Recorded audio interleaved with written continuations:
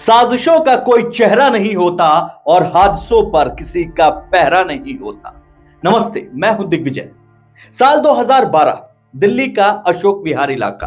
अचानक पूरा इलाका पुलिस की गाड़ियों से भर जाता है। लोगों की भीड़ एक घर के सामने इकट्ठा हो जाती है। पुलिस अपना काम तेजी से निपटा रही थी। पता चलता है कि एक लड़की ने खुदकुशी कर ली है। नाम गीतिका शर्मा। बातें होनी शुरू हो जाती हैं कि अरे ये तो वही है ना जो एयरलाइंस में काम करती थी। अरे ये वो मिनिस्टर है ना, गोपाल कांडा, उनके यहाँ काम करती थी। खबर आग की तरफ फैल जाती है। रसूखदार गोपाल कांडा को इस केस में जेल जाना पड़ा। 18 महीने जेल के बाद गोपाल कांडा को बेल मिली। वो बाहर आए, मुकदमा चलता रहा। अब 2023 में कांडा को अदालत ने बरी कर दिया। इसलिए फिर से यह मामला सुर्खियों का हिस्सा बना हुआ है।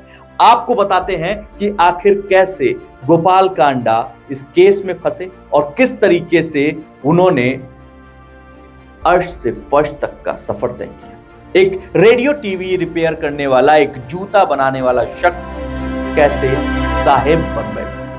आखिर वो क्या कारण थे जिस कारण गीतिका शर्मा ने मौत को गले लगाया? लेकिन एक बार फिर से सुर्खियों में आने के पीछे की वजह है आरोपी गोपाल कांडा का बरी हो जाना। जी हाँ, गोपाल कांडा जो कि इस पूरे सुसाइड केस में आरोपी थे, उन्हें कोर्ट ने बरी कर दिया है। गोपाल कांडा ने रेडियो रिपेयर करने की दुकान पर ताला तब लगाया जब उसके भाई ने एक नया धंधा शुरू किया। गोपाल कांडा ने अपने भाई के साथ जूते और चप्पल की एक दुकान खोल ली। धीरे धीरे जूते चप्पल की दुकान से वो दुकान फैक्ट्री में तब्दील हो गई और फैक्ट्री में जूते चप्पल बनने लगे। गोपाल कांडा को विरासत में थोड़ा रुतबा, थोड़ा पैसा जरूर मिला था।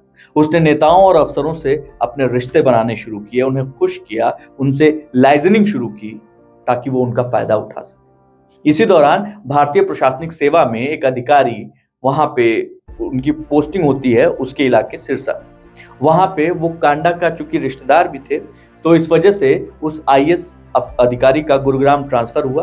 और ट्रांसफर होते ही उस समय गुरुग्राम की शक्ल बदल रही थी। वो हुडा में चूंकि उनकी पोस्टिंग हुई थी, तो इसलिए 2007 में गोपाल कांडा ने अपने पिता के नाम पर, मुरलीधर लखराम के नाम पर एयरलाइन शुरू की, MDLR एयरलाइंस। हालांकि ये एयरलाइंस ज्यादा दिनों तक चली नहीं, लेकिन इसके साथ साथ कांडा ने एक साथ कई बिजनेस खोले। इनमें से कई बिजनेस खूब चले भी और कांडा ने खूब कमाई की। दूसरे बिजनेस खोले, उनसे कमाया, प्रॉफिट बढ़ता गया। कांडा ने इस दौरान कई प्रॉपर्टी खरीदी, प्रॉपर्टी बेची और उससे बहुत मुनाफा कमाया। अंदर से जो उसकी लाइजनिंग थी वो बहुत अच्छी थी। गोपाल कांडा ने hotel, casino, property dealing, school, college, local news channel, हर जगह उसने जो है अपना एक पूरा वो बना दिया था, ऑरा बना दिया था और सब जगह पे वो था।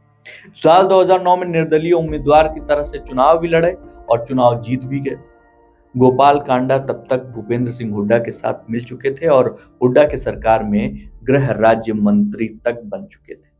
यहां तक आते आते साल 2006 जो आ गया, उस समय कांडा एयरलाइंस की कंपनी में काम करने आई गीतिका शर्मा। कांडा की कंपनी में ट्रेनी केबिन क्रू के रूप में नियुक्ति मिली और उसके 6 महीने के बाद वो एयर होस्टेस के रूप में वहां पे काम करने लगी। धीरे धीरे कांडा और गीतिका के बीच नजदीकियां बढ़ने लगी। वो हर संभव मदद उस गीतिका की करने लगा और गीतिका को वो कई गिफ्ट्स भेजता था। महंगी महंगी कारें शामिल थीं और एक वक्त ऐसा आया था कि जब गीतिका और कांडा की बहुत सारी कहानियां निकलकर आनी शुरू हुई थी, लेकिन उन्हीं के बीच में फिर अहम की लड़ाई आती है। गीतिका कंपनी की तरफ से परेशान करने के आरोप लगाती है। कंपनी में काम करने वाली जो अरुणा चड्ढा थी, उनके ऊपर आरोप लगाती हैं और साल 2012 आते आते गीतिका अपनी जिंदगी से थक चुकी थी और उसने आत्महत्या कर ली। आरोप लगा गोपाल कांडा और अरुणा चड्ढा पर। ये लड़ाई अभी चली रही थी। कुछ ही महीने में जो गीतिका की मां है, उन्होंने भी खुदकुशी कर ली। नियति इस कहानी के इस पन्ने को और ज्यादा पलट पाती उसके पहले ही किताब बंद कर दी गई। गोपाल कांडा को बरी कर दिया गया। अब बरी होने के बाद गोपाल कांडा क्या सोच रहे होंगे, आगे की क्या रणनीति होगी वो वही जाने। लेकिन कांडा अभी हरियाणा लोकहित पार्टी के अगुवा हैं और सिरसा निर्वाचन क्षेत्र से हरियाणा विधानसभा के सदस्य हैं। तो आज इस कहानी में बस इतना ही। सतर्क रहिए, सुरक्षित रहिए। जय हिंद।